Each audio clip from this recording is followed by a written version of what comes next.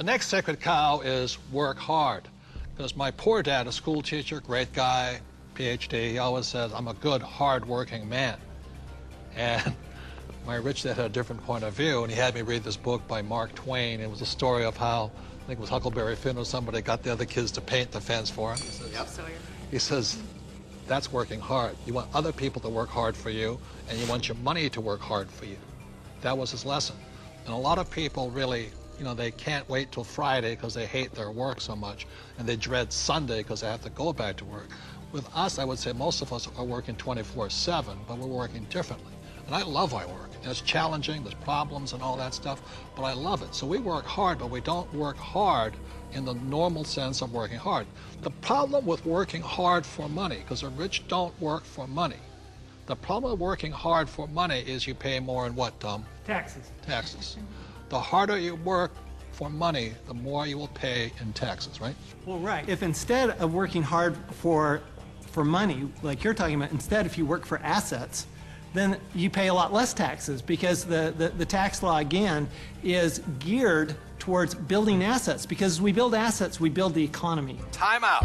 The big difference between E's and S's and B's and I's, E's and S's focus on the income statement, and B's and I's focus on the asset column. My rich dad simply said to me, he says, assets put money in your pocket whether you work or not, and liabilities take money from your pocket. For example, my house is a liability because it takes money from my pocket every single month. Yet my rental properties are assets because they put money in your pocket whether you work or not. One of the reasons so many people are struggling financially today is they're buying liabilities they think are assets. As we build assets, the economy grows, and the employees get benefits also, because now we have more jobs for more employees. But on Michael's side, why are people working so hard is because the Fed's also working hard printing money, right? Yeah, people. I've got friends that just say I need to get more hours, or I need to get a second job or something like that. They're working harder to make a few more dollars, but they don't realize that over this entire past decade, the average in real income after inflation has been falling. So the harder people work, the less they're making anyway, because the government and the Federal Reserve, the banking system, they're basically stealing it from them. Can we bring in the bags of coins right now? Thank you. I'm not going to hold that. Oh, I'll give you an example. In the year 2000, one gold coin cost $300. So this is $300 in U.S. quarters. Today, in 2010, that same gold coin,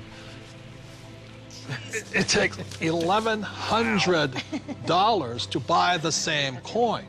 So the reason people have to work so hard to keep up, to keep paying money, is because the value of your dollars are going down. So the insanity of going to get another job, pay more taxes, and work harder, when how many dollars did the Fed print in 2009? From August of 2008 through 2009, they created about 1.5 times more paper dollars than it took 200 previous years to print. So that's why people are working harder, because your money is worth less.